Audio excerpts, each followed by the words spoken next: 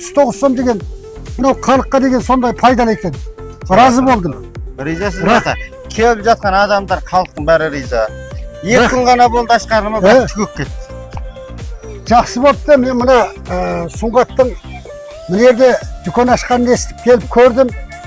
Малдардың барлығы жақсы екен, сапар екен. Оның кейін аяқ киімдер деген 39 сом депті. Ол басқа магазиндерден көріп жүрміз, алып жүрміз. Ана бізге үлкендерге келетін аяқ деген 100 сомнан жоғары. Кейбіреу 200 сом қалың аяқтар. Аяққа жұмсақ жаздың киімге. 39 сом халықтың игілігіне жарайтындай, халыққа қолайлы, әрқайсысы алса дағы разы болатындай екен. Бүгін ата сізге не шықпай қалды, таусылып кетті емес па? Болды енді жарайды, айттан кейін келеді екен. Айттан кейін келіңіз, сол кезде көріңіз. Оның киімдерде, чапандарда, жейделерде ол 50 сом, 60 сомнан жоғары, 39 сом деген мынау халыққа деген сондай пайдалы екен. Разы болдым. Ризасыз ата. Келіп жатқан адамдар халықтың бәрі риза. 2 күн ғана болды ашқаныма бір түгіп кетті. Рахмет. Саудаларың күсет болсын.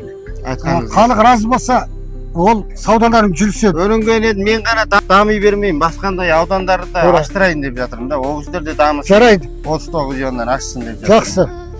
Міне мұның өзі, бұның өзі де бір іскерлік.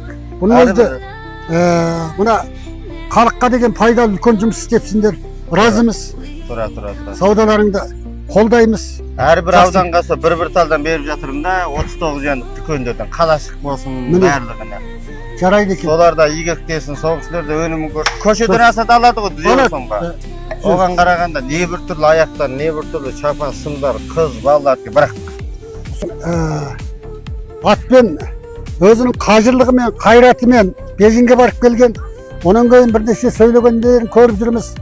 Бұл турашылдықты, шындықты, нақтылы дәріптеген адам бұл әсілі халықтың игілігіне жарайды. Соның үшін мұның сөйлеген сөздерінде, оның істерінде разы боламыз. Бұдан кейін істерінде болашағың нұрлы болсын, жұмысын сәтті болсын, тілеулеспіз. Айтқаныңыз келсін. Өнімге мына осы Арчақта тұрғандай Бейжіңге Сұңғат киім-кешек 39 жылдық Ерен базарын аштырмақшы болсаңыздар, менің телефон нөміріме хабарласыңыздар.